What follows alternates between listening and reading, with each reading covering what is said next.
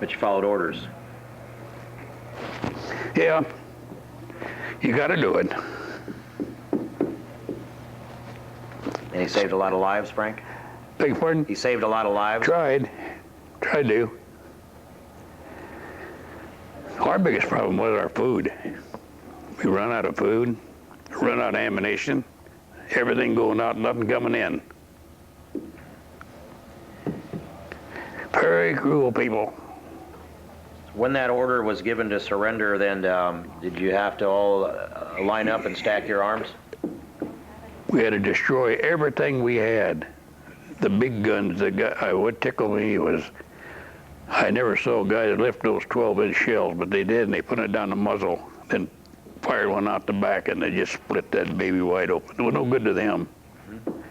And they were still there. A guy gave me a picture of them here a while back, and they're still there, split open.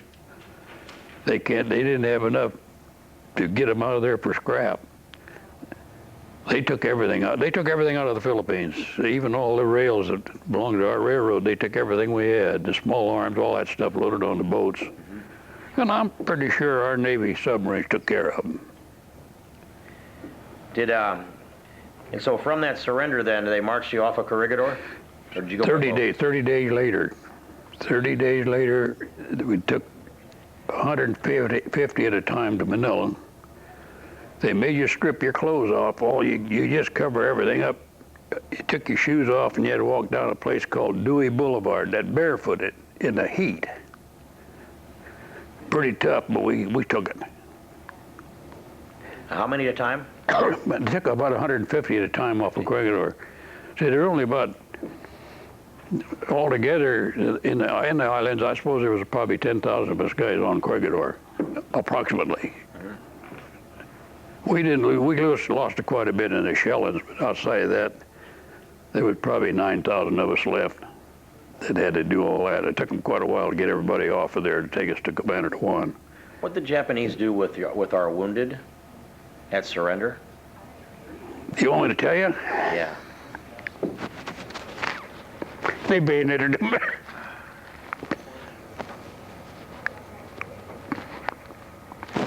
I've never heard that, Frank. I did not know that. America needs to know that. I know. I'm thankful that you're telling us. And those that were healthy. I'll be all right. Yeah, the guys on Patan that couldn't get up out of their bunks and walk, they stuck them.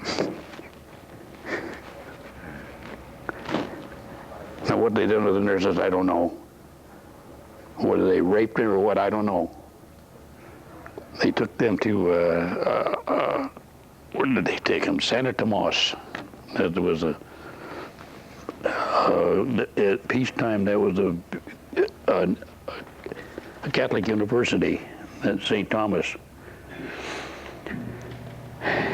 Yeah, I had other people ask me about what happened to the wounded. I just couldn't tell them.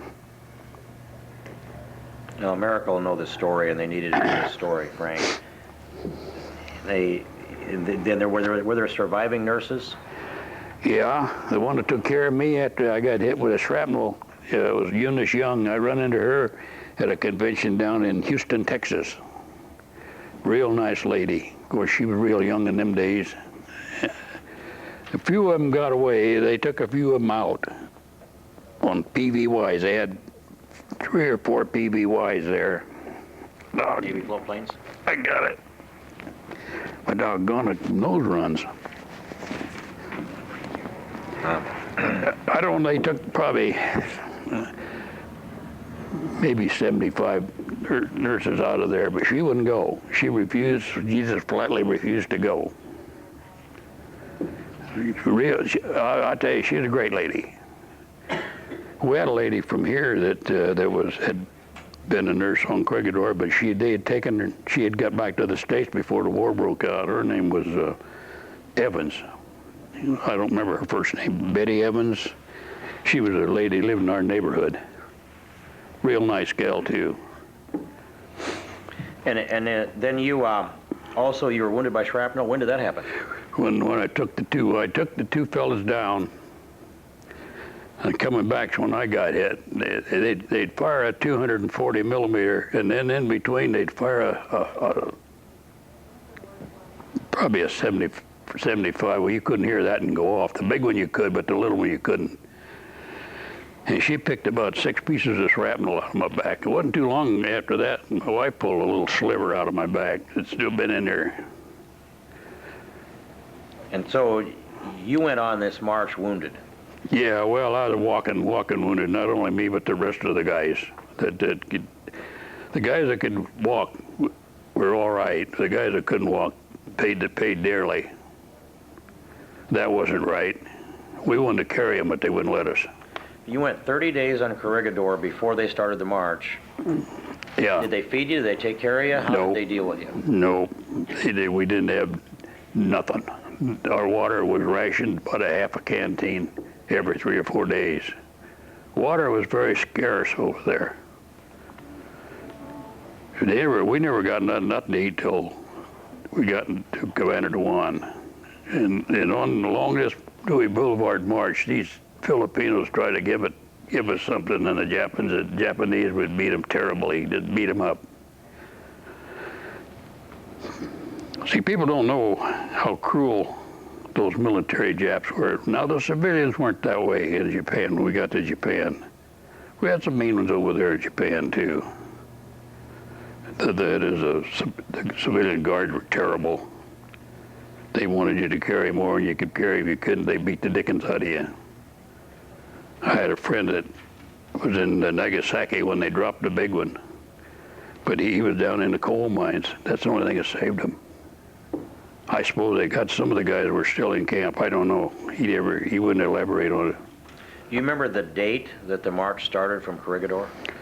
I'd had this be latter part of May, early part of June. And how many of you started that march? About 150 at a clip. At a time. At a time. That's the only way they control us. They're afraid of the Filipinos that get there and give us a hand. I think that's the reason they had the 150. It made us take our shoes and stuff off so we couldn't run away. You couldn't go nowhere.